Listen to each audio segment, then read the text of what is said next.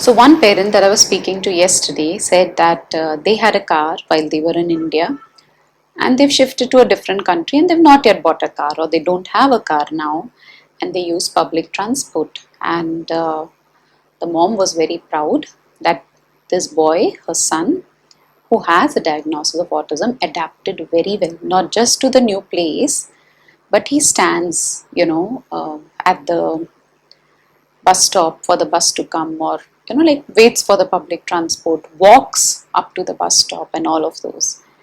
I had another child who came to see me, and this girl is 14 or 15 years old. 14 years old. And her full day involves going to a therapy center, to a school, a special school where there are therapies, group therapies, and then she comes back home. And once she's back home in the afternoon, so she goes to school in the morning, she's back home in the afternoon.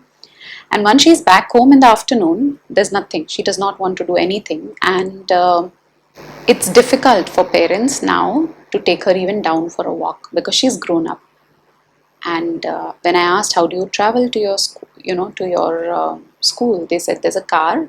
They pick her up, they drop her there, they pick her up from there, and they drop her here. So there's car everywhere. Why am I sharing these with you? Because in my earlier years, in the first 10 years of my working, parents used to travel by public transport. We all have cars, but traveling by public transport teaches a lot of things to our kids. A lot of things. Even if it's like traveling by auto, or traveling by bus, traveling by train, there's like so many people around. It's going to be crowded. You have to wait for the train to come. You have to wait for the bus to come. You may not get a seat there. And not just that, when there are sudden breaks and you're standing, you're working on writing reactions, you're working on postural reflexes, you're not working, but it's all happening naturally in the context. So why am I sharing all this is that this girl, when I told them that try and use public transport, it would really help her. What if I drop her like 100 meters away from your house? Will she be able to come and find her own house? They said, I don't know, because we've never tried. So those functional opportunities are very important, where, yeah, of course, one is where your child travels by public transport.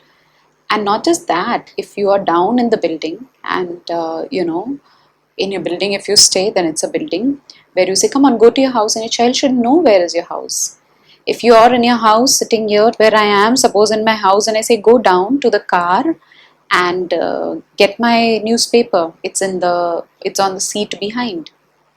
Can your child go down to the parking lot and bring it? I'm talking about all this for a child who's like 7 and beyond. I'm not talking about very younger child here. My aim is to ensure that you provide opportunities for functional mobility. If you drop or if you get down from your car 100 meters before your child's school, would your child be able to walk down up to the school? Would your child be able to go to a public store near your house? Would your child be able to cross a road? Not like very crowded, but a very road which does not have a lot of traffic or not a lot of vehicles coming there. Can your child do that? When your child is walking out, is he aware of danger? And many parents say they don't know whether their child can do it or not because they've never been given those opportunities. ADL is also done, the activities of daily living like eating, dressing, grooming, bathing, toileting. Everything is done by somebody for the child because there's this rush to go to, the therapy or to the school or to a particular class. The reason why our kids go to school is so that they can learn to live life. The reason why our kids go to a class is so that they can learn to live life. The reason why our kids go out into the community and be with others is so that they can learn to live life. But if those opportunities are not provided, if child doesn't travel by public transport, child doesn't know what's waiting, child doesn't know how to cross a road, child doesn't know which floor he stays on. But academically, if your child is able to do everything on a paper, I think you are smart enough, intelligent enough to know that that's not what our goal is.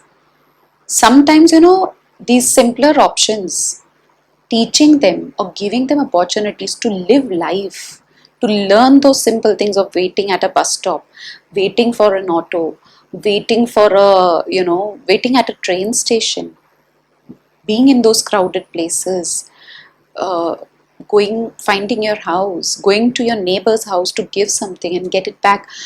Those are very simple things, but they are extremely important opportunities that your child needs. And, you know, therapy is important. Going to a therapy center is important. Doing those home program exercises, teaching, everything is important.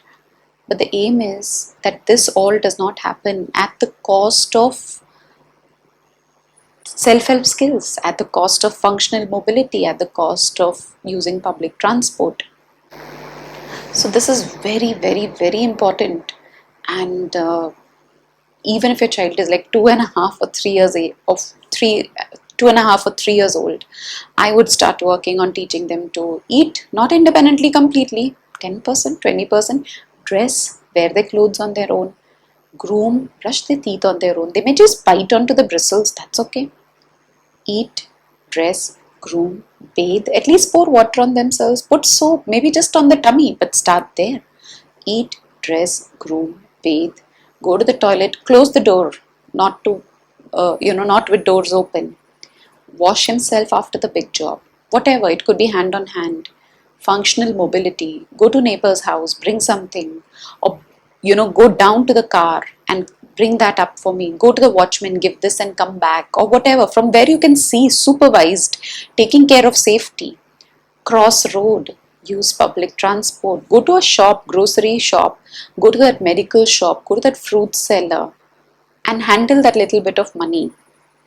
That those opportunities are very, very, very important.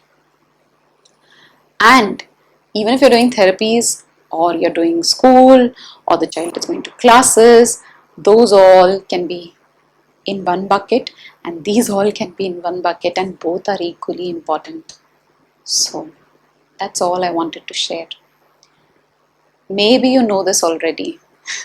But sometimes, we just need those reminders. We forget that, oh yeah, this was important and I've forgotten to work on this. Oh, let me give this particular thing also a priority.